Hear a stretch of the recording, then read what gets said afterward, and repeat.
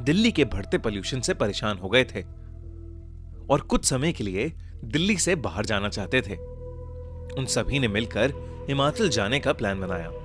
3 दिन बाद ही उन्होंने कैब हायर की और सुबह 4 बजे अपनी ट्रिप के लिए निकल गए। याविन और उसके दोस्तों को लेने आया ड्राइवर बहुत ही हंसमुख और खुश मिजाज था। कुछ ही समय में उस ड्राइवर की दोस्ती सभी से हो गई थी। उन लोगों को घर से निकले हुए करीब 4 घंटे हो चुके थे। सुबह के 8 बज रहे थे। आसमान में अब भी अंधेरा छाया हुआ था। तभी गाड़ी में बैठे सभी लोगों को सामने रोड पर एक घने कोहरे की चादर दिखी। वो कोहरा इतना गहरा था कि उसके आगे रोड दिखाई ही नहीं दे रही थी। याविन ने नोटिस किया कि उनका ड्राइवर जो पहले बहुत मुस्कुरा रहा था, अब अचानक से बहुत सीरियस हो गया है। उसके चेहरे का मानो रंग ही उड़ गया है।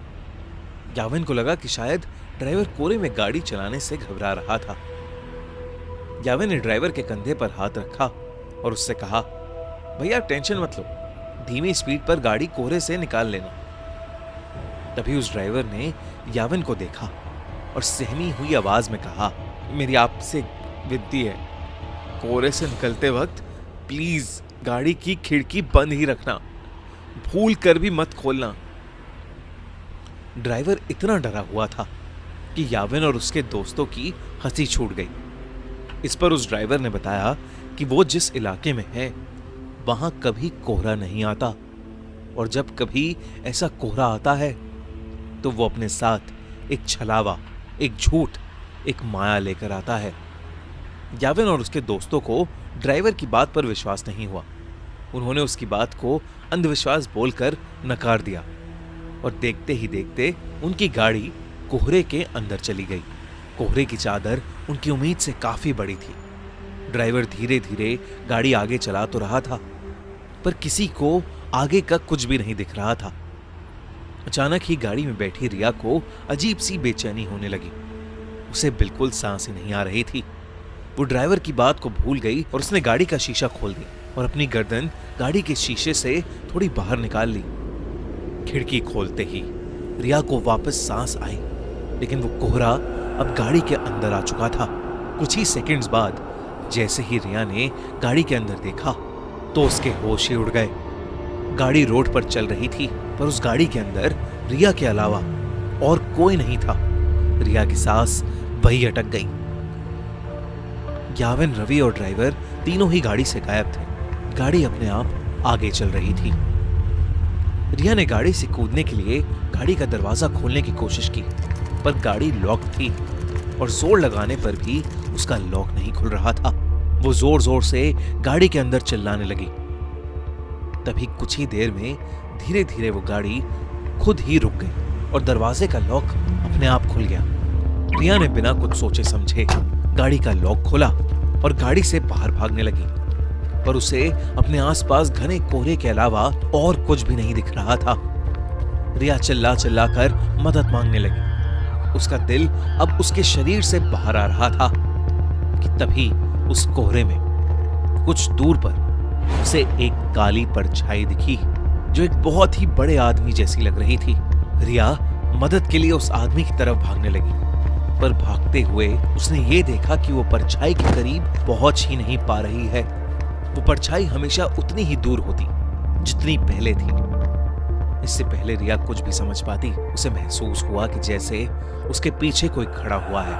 रिया अब इतनी डर चुकी थी कि उसके अंदर पीछे मुड़ने की भी हिम्मत नहीं थी, पर हिम्मत करके जब रिया ने पीछे देखा, उसकी रूह कांप गई। रिया के पीछे एक 12 फीट लंबा काला साया था। लंबे काले साये को देखकर रिया बुरी तरह कांपने लगी। तभी अचानक रिया को पीछे से एक बहुत जोर का धक्का लगा और वो नीचे गिर पड़ी। याविन, रवि, वो ड्राइवर और रिया अब भी गाड़ी में थे। रिया ने जैसी वो खिड़की खोली थी, वो बेहोश हो गई थी। उस ड्राइवर ने उसके बेहोश होते ही रवि को जल्दी से वो खिड़की बंद करने को कहा। याविन और रवि रिया की हालत देखकर उसे जगाने की कोशिश कर रहे थे और ड्राइवर बस बार बार एक ही चीज बोले जा रहा था, गाड़ी की खिड़की नहीं खोलनी चाहिए थी, नहीं खोलनी चाहिए थी गाड़ी की खिड़की। याविन को अब ड्राइवर पर गुस्सा आने लगा था। उसे लग रहा था कि वो ड्राइवर एक मेडिकल इमरजेंसी पर वहम की पट्टी चढ़ा रहा है। याविन बस वहां से निकलकर रिया को हॉस्पिटल ले जाना चाहता था। याविन ने ड्राइवर को गाड़ी तेज चलाने के लिए कहा। ड्राइवर ने याविन की बात मानी और गाड़ी के एक्सीलरेटर पर अपना पैर दबा दिया। लेकिन कुछ ही सेकंड्स में अचानक से गाड़ी के सामने एक लड़की आ गई और इतनी तेज स्पीड होने की वजह से गाड़ी उस लड़की से टकरा गई। उस लड़की के टकराने के बाद ड्राइवर ने गाड़ी वहीं रोक दी। अब याविन और रवि की सांसें वहीं अटक गई थीं। याविन तुरंत गाड़ी से उतरकर उस लड़की को देखने गया। उसने देखा कि एक लड़की खून से लथपथ रोड पर उल्टी पड़ी हुई थी। याविन ने जैसे ही उसकी शक्ल देखने के लिए उसे पलटा, उसका दिल दहल गया। वो खून से लथपथ पड़ी लड़की कोई और नहीं बल्कि याविन की दोस्त रिया थी। याविन को कुछ समझ नहीं आ रहा था क्योंकि रिया तो उसके साथ गाड़ी में थी। याविन दोबारा गाड़ी की ओर गया और उसने देखा कि पूरी गाड़ी बिल्कुल खाली थी। गाड़ी के अंदर और कोई भी नहीं बैठा था। याविन को कुछ समझ नहीं आ रहा था।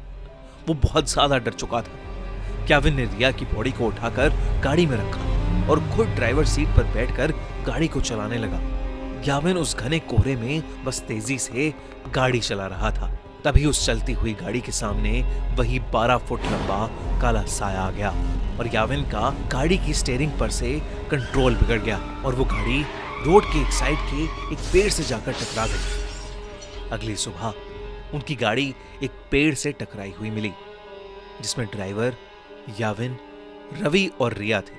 वो चारों उस कोहरे की रात जिंदा तो बच गए, लेकिन यावी के सर पर चोट आने की वजह से उसका मानसिक संतुलन बिगड़ गया और रिया को इतना गहरा सदमा लगा कि अब उसे हर जगह सिर्फ वही काला साया दिखता है। अगली बार कोहरे में जाओ